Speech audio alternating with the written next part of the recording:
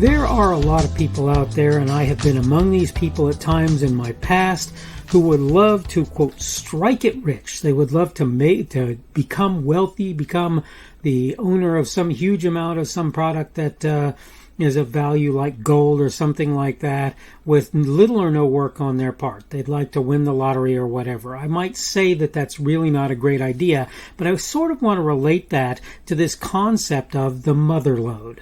This is what the subject is on today's edition of the Daily Summation from Kurt's Religion and Politics. That's what I want to discuss.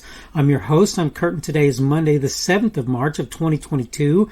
Welcome to everyone who's here on Rumble, on the podcast, on YouTube, on BitChute, on CloudHub, on my Facebook page. That's Kurt's Religion and Politics on Facebook, on kurtzreligionandpolitics.locals.com, on minds.com, minds.com, the Kurt's Religion and Politics group primarily there, but there are other places that you might see me periodically as well, on Parler, on Gab, on Twitter, wherever else you happen to be catching me today. Welcome along. And again, today we're going to talk on the subject of the mother lode, and I have an interesting little take that I think you might want to hear.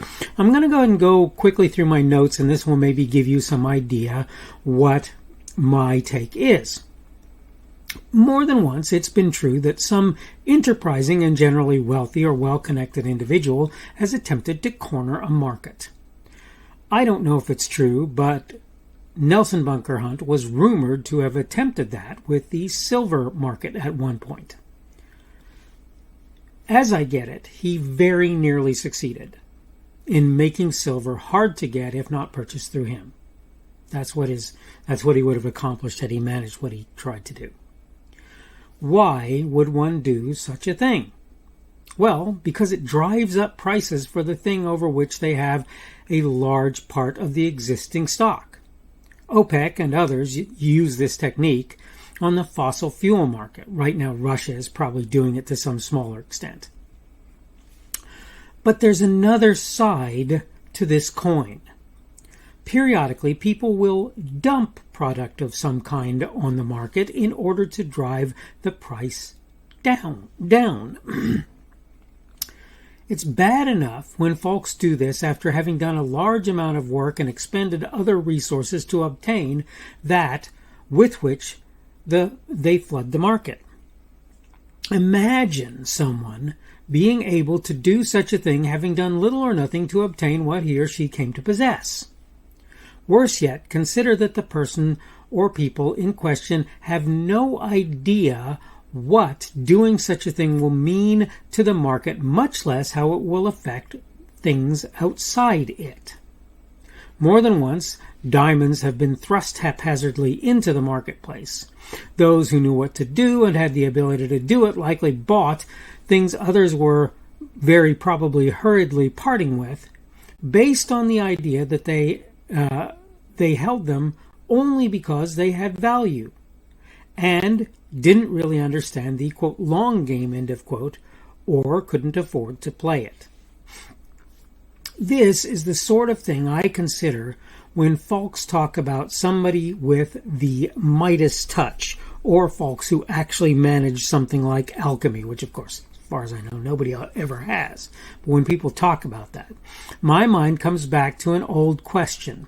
You do realize that if you flood the market as a result of being able to indiscriminately create some product and you don't pay attention, you could literally make it so that market has things in it that are relatively worthless, right?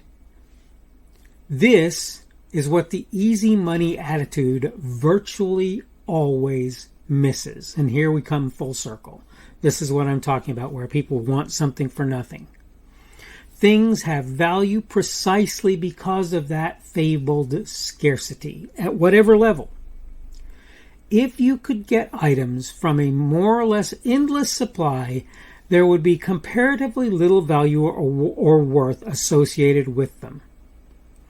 Further, unless you're using it so much that you can only produce it so quickly, in which case that's where the scarcity occurs. Further, if it's truly possible to do so, it's not worth the time or effort of those who can produce such things to do it. This is why more complicated techniques for getting products like petroleum out of the ground or making other things stop being put in play when easier ones can be used. If people who, quote, hit the mother lode, end of quote, even people who hit the mother lode may find that it's not as desirable as they might think if they're not careful to control the release of what they find or produce. That's today's lesson. I'm not telling you that if I were to manage to win the lottery today, I would not be a happy camper. Now, to be fair, I don't really play the lottery, so that's probably not going to happen unless somebody buys a ticket for me and swears or pledges it to me. But I would be fine with winning the lottery. But you must understand that I am not going to be that kind of person who, if I win the lottery, is just going to dump my money on the marketplace. Money, like anything else, stops having value if you use more money to get less stuff. It stops having value. Okay, I have a comparatively cheap house, but my house has gone up by probably half, maybe more, in its value since I bought it. Okay, that the reason for that is I've held on to it. I'm trying to take care of it. I'm not doing as good a job as I'd like, but I'm trying to. When I buy goods and services, I try to buy them at reasonable prices, while at the same time not overpaying for them in order to keep inflation from being a thing. In other words, lots of times I'll hold off until I can buy something cheaply if I really want that thing, right? It's a sensible thing to do. But here's what I'm trying to get across today. If you happen to be a person who has the Midas touch, everything you touch turns to gold, which my sister pointed out sometime recently, and she was correct in this, the Midas touch is a curse. Wasn't a blessing. If you look at what actually happened supposedly to King Midas, you will realize that the Midas touch was a curse, not a blessing. Okay? But that having been said, let's say you have the Midas touch, or let's say that you are able somehow to get access to things that you shouldn't have access to, or you're able to do alchemy and turn lead into gold, or whatever it happens to be. Okay? If you're not careful, what you're going to do is you're going to create a glut in the market of whatever thing you have. Now, I'm not saying that that's necessarily going to be bad for everyone. Lots of people start using gold or whatever it is that you happen to be able to produce or create for things that they would not have before, and it actually will potentially lead to innovation and other things. But what I'm trying to say to you is there's going to come a point when you're going to realize, I can produce gold all day long, but if I continue to produce gold at a high enough rate, it's going to drive the prices down. And let me point something out to you. There are a bunch of people out there who, for example, are invested in gold. They're invested in gold. So if gold goes up, they're happy. Why? Because they've got gold in their portfolio wherever it happens to be. They're holding gold.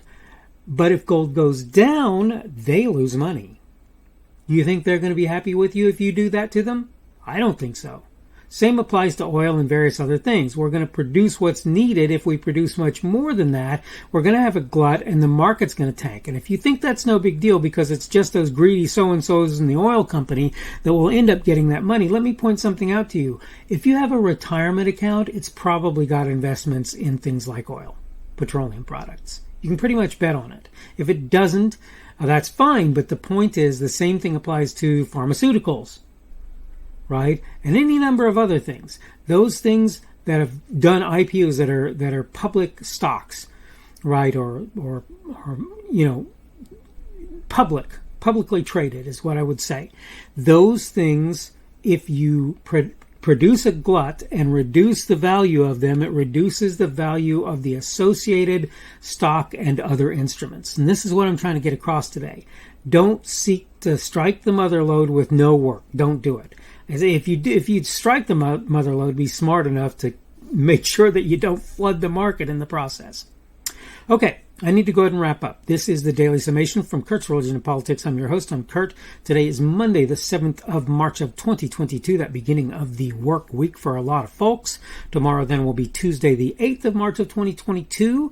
Thank you for everyone who's been here on Rumble, on the podcast, on YouTube, on BitChute, on CloudHub, on my Facebook page. That's the Kurt's Religion and Politics page on Facebook, on Kurt's Religion and Politics.locals.com, on minds.com, on the Kurt's Religion and Politics group, primarily there, on Parler, on Gab, and on Twitter, if you happen to find me on any one of those platforms or any other. Remember that my favorite platform at this point is Rumble, particularly for my video output. I try to put my videos there first and do my social media stuff from the Rumble videos. You can give me a boxing glove or a Rumble on Rumble. You can give me a plus or minus there as well. You can give me any kind of feedback that you're able elsewhere. Most places that's a plus, minus, thumbs up, thumbs down, like, dislike. Other places you have other things that you can give me, and that's fine for anything that you want to do. Remember that I'm not telling you to give me positive feedback. I want you to actually give me feedback that you think is consistent with what I'm doing. That's what I really want to get out of you. I want to know how I'm doing so I can know whether or not what I'm doing is interesting, useful, and worthwhile to you. I'm always going to try and stick to my principles regardless, but I want to give you things to think about, talk about, and consider that are worth your time and effort. That's an important thing as far as I'm concerned.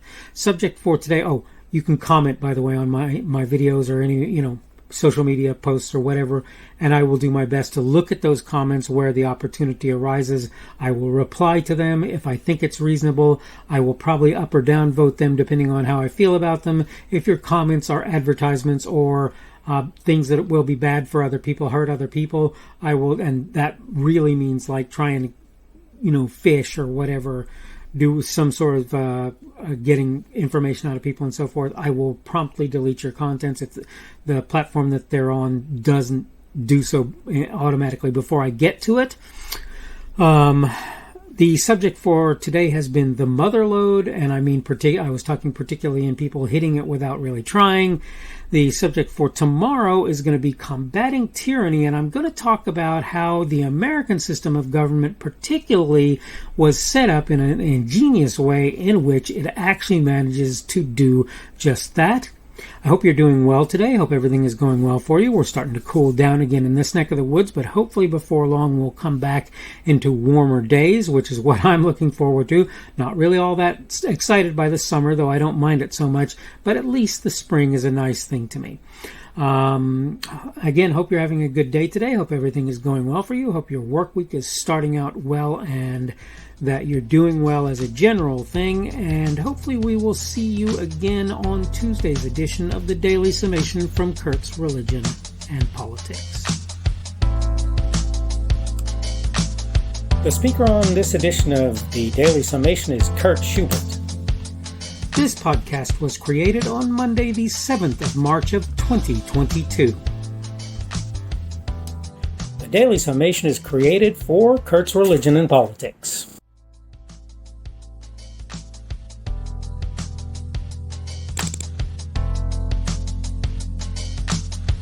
Thanks for watching this edition of the Daily Summation from Kurt's Religion and Politics. I hope you found it entertaining or instructional, and maybe both. If you want to see more from me, you can go to blogs.kpschubert.com. That's blogs.kpschubert.com. I am on Twitter, Parler, and Minds.com. My handle on each of those is @kpschubert. That's @kpschubert. I have a Rumble and a YouTube channel. They are the Kurt's Religion and Politics channels on Rumble and YouTube. I have a Facebook page. The Facebook page is Kurt's Religion and Politics as well. I am on Patreon. If you want to support me, that's one of the better places you can do that. And you will find me at Kurt's Religion and Politics on Patreon.